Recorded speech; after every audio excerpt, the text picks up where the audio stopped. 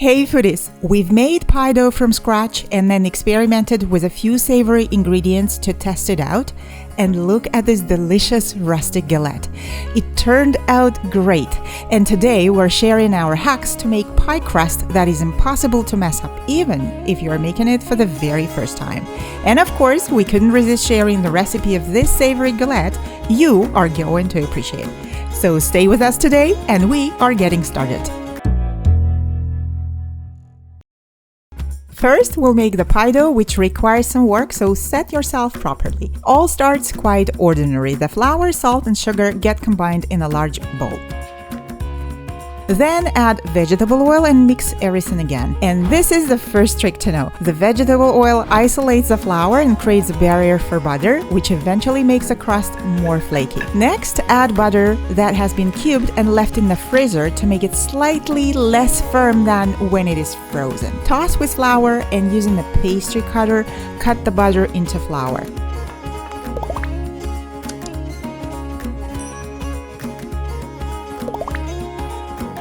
Work with the cutter until the mixture is crumbly, with butter chunks you can see like so.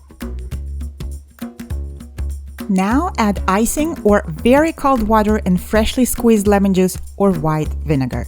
And this is the second hack to know. The acidity will help gluten develop without much kneading, a process that we want to escape as much as we can to keep the butter chunks in and at the same time create gluten so that the dough comes together. Lemon juice or vinegar easily does this job for us. Mix everything again with a wooden spoon and turn the bowl over to the working surface. At this point, the dough will resemble a pile of wet sand, which doesn't look like it will ever come together, but hold on. Here comes the third hack. Start pressing the dough with your hands or a bench scraper and you will see how it does come together. Fold the dough over and press again. Repeat quite a few times to create the flaky texture that pie crusts are famous for.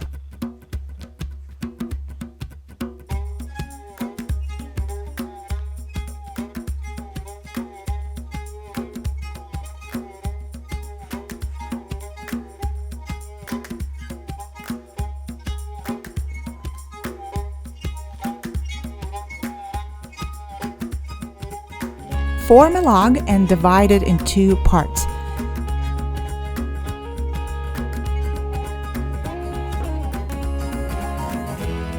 See these thin layers?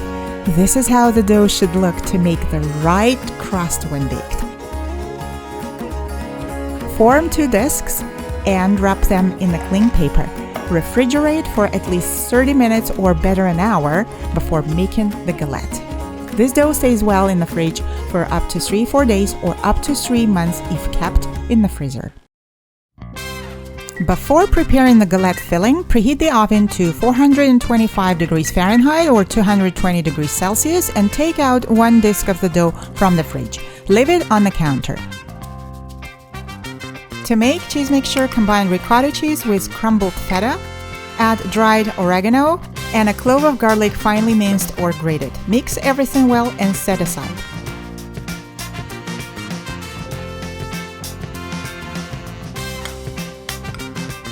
Marinated artichokes. Drain from the marinating oil and pat dry, then roughly slice.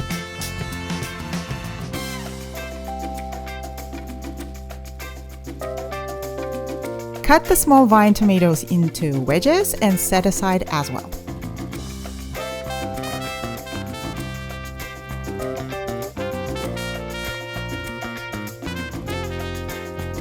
Now prepare the working space to roll out the dough. And here's the hack number 4. To make it easier, place a silicone mat on the working surface and cover it with a large sheet of parchment paper. Unwrap the dough and place it on top of the parchment paper.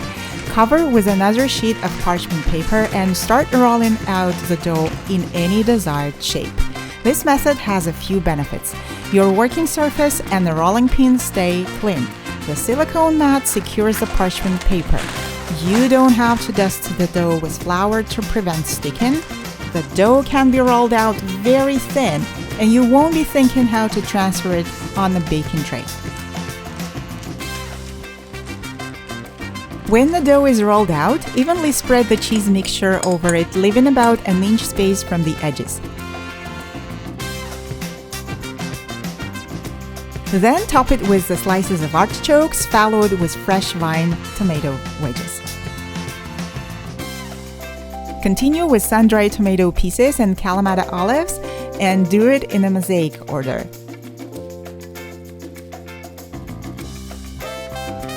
Once you're satisfied with the pattern, start folding the edges of the dough to form the galette. If the dough sticks to the parchment paper, just fold it together with the paper and then carefully pull off the dough.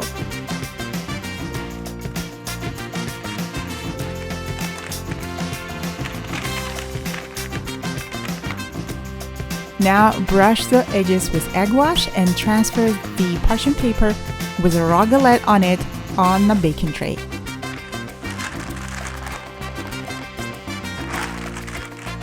Fold the edges of parchment paper to adjust to the size of the baking tray and bake on the middle rack for 20 or 25 minutes or until crust gets its beautiful golden shade. It's also worth to check the bottom of the crust to make sure that it's golden brown and well done.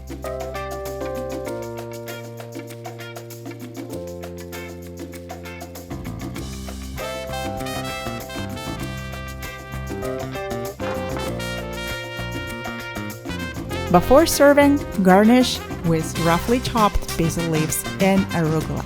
Cut the galette in slices or any other shape and enjoy.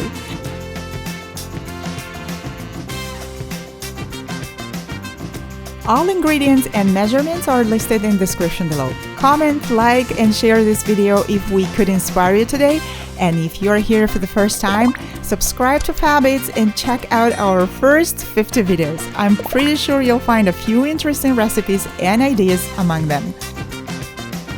Thanks for watching, and visit us again next week for a lovely, refreshing dessert recipe.